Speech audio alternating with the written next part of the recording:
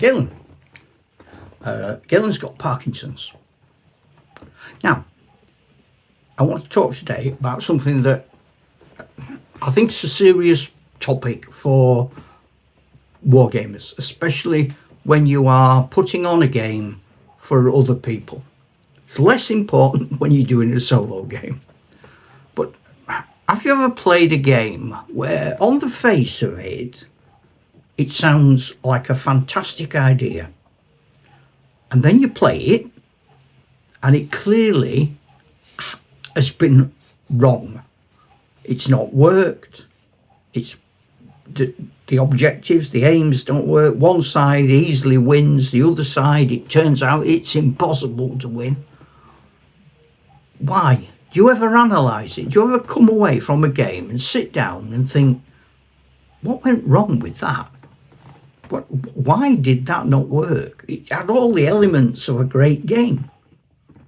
And over my long history of wargaming, starting back in 1972, I have come to some conclusions because I've been wise and I've been thinking about it.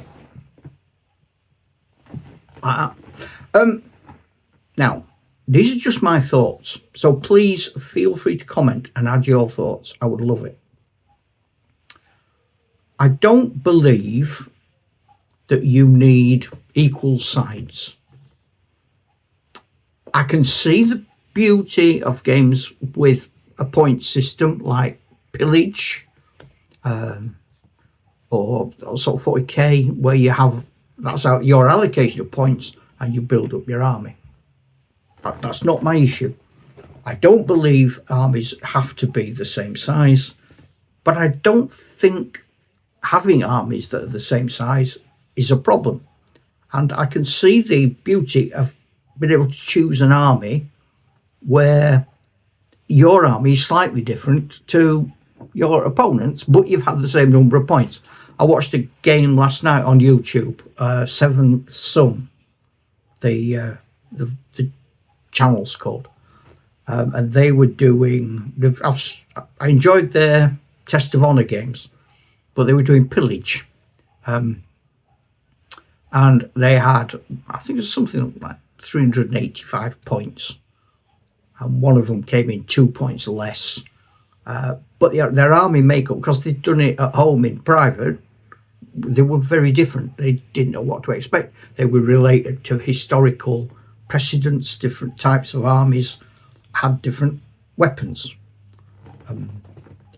Some games you play when you think, well, it's going to be hard here for one side to actually win, and that's not good. I don't see the sense in playing Omdurman, for example. It really does. I don't see the point of that. But other games do make sense. So what do you do as the person setting up the game? What do you have to ensure to make the game work? Firstly, you need the game to feel like the period that it is intended to be for. If all of your games are basically Napoleonic games but played with different figures, that's pointless. So American Civil War games should reflect your idea of a Civil War action.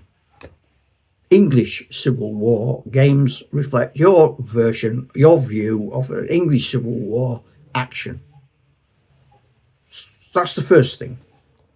Also, I believe absolutely firmly that nothing in the game should happen that you cannot quote a historic precedent for. Games need aims and objectives.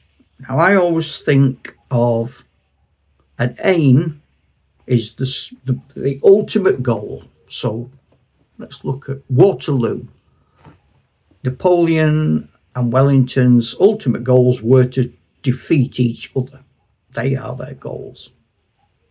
But beyond that, you have objectives. Hold Hougoumont. Take La Haye Sainte. Ney then added an objective to use his cavalry to pursue what he thought was a broken British force. But so sending the cavalry against the British squares was an objective that Napoleon hadn't written into the game, into the battle. Ney wrote it in. So if you're playing a big game, you have a commander who has an aim, and the umpire would tell him what it was. Your aim is to take that town. Your aim is to hold that city. Your aim is to cut the enemy's supply lines, which is why campaigns work nicely, because you can see scenarios appear as part of your campaign. There's a reason for going down that road, because there's a railway station at it.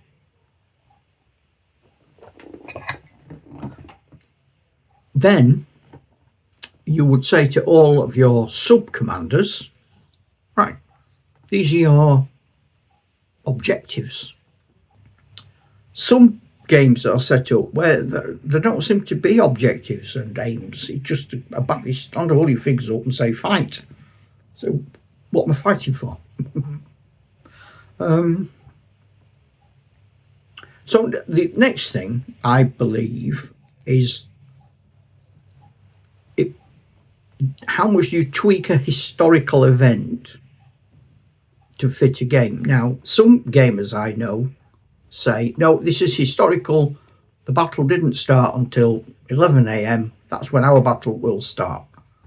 Fine, okay, that's a fair point. But it might not be sensible.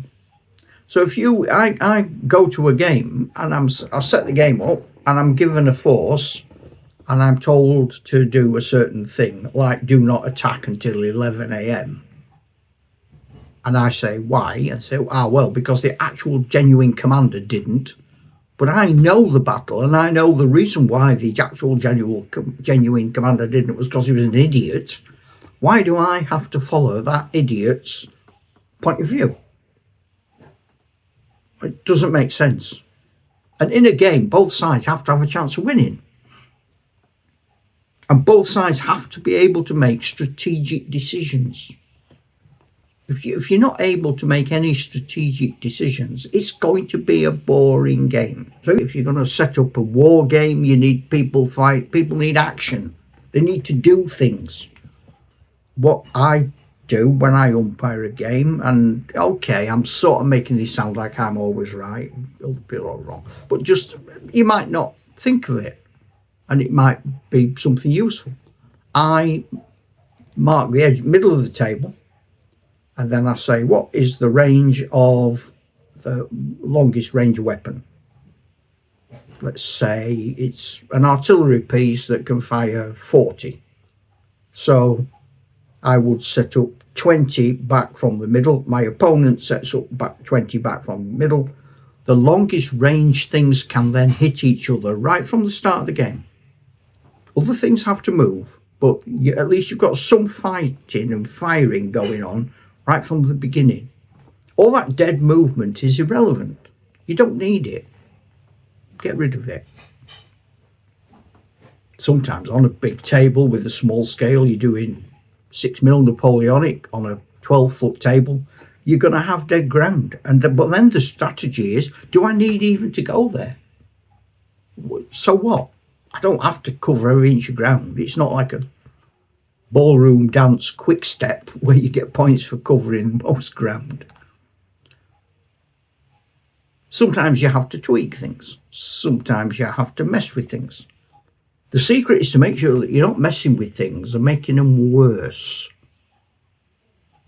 I like games based on my own campaigns, but using historical figures and rules that give you the feeling of the period.